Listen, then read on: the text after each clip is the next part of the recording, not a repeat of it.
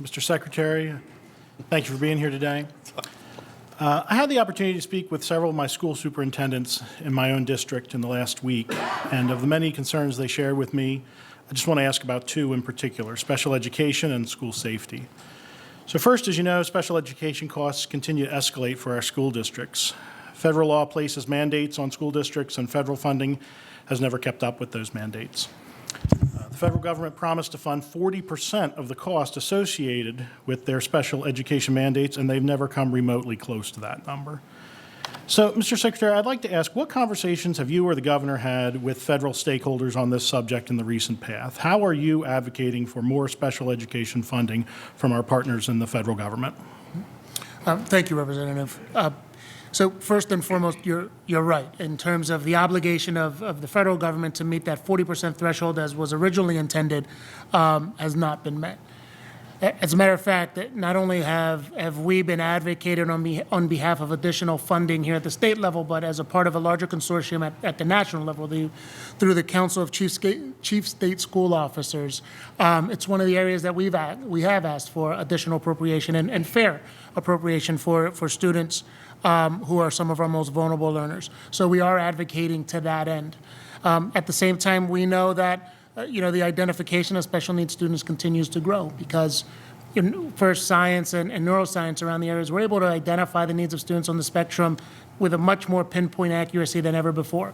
So those are costs that continue to grow and be associated, but they are costs at least that are directed in the right path because we can better diagnose what students need to learn and to grow. Thank you.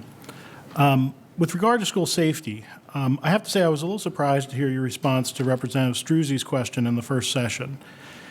He asked why the governor had proposed reducing school safety grants by $45 million, and you said, I have no idea, and I am not involved in these conversations.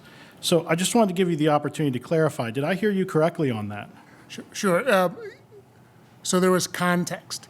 The reduction in that school safety line item was in PCCD's budget, the Pennsylvania Commission on Crime and Delinquency, and we do not oversee that specific budget or that specific line item.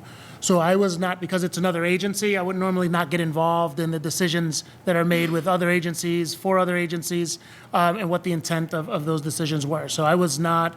But as the top education official in this state, I would think you'd be intimately involved in conversations at the highest level surrounding these school safety grants. We are involved in conversations around programmatic decisions that are made, but as it relates to specific line item budgets, education, I get to, I have the great distinction or sometimes burden of having partnership and influence in almost every agency in the Commonwealth. Almost everyone you can think of has an education relationship or an education arm, and I don't influence their line items or how much more they receive or how much less they receive year to year. And I respect that, but this issue of school safety is top of mind for at least my superintendents and many parents who've called me, my own children. Again, you mentioned to Representative Struzzi, you said, I didn't ask. That's what you said. I didn't ask about the governor's proposed changes to the school safety grant program. Again, I want to give you the opportunity to clarify these comments. Are you really saying you didn't ask the governor about the school safety grant program? You didn't advocate for the funding, for more funding? Mm-hmm. So as I remember our conversation, our exchange, I shared that I can't speak specifically to the recommendations and ultimately the programming that PCCD is going to offer. However, I did share specifically that through the Department of Education, we've identified a number of specific needs around school safety. The biggest or the largest of which were mental health services and the need for continued mental health services.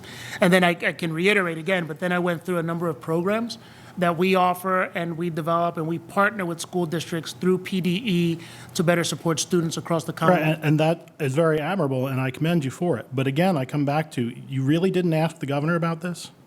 These safety grants? Each and every agency has their own budget. I'm asking about you. Did you ask the governor about it? I don't speak specifically to the governor about any other agency's budget. I think that's remarkable on this issue. I really do. Honestly, it really concerns me. My time is up, but I would like to follow up on this with you. Thank you, Mr. Chairman.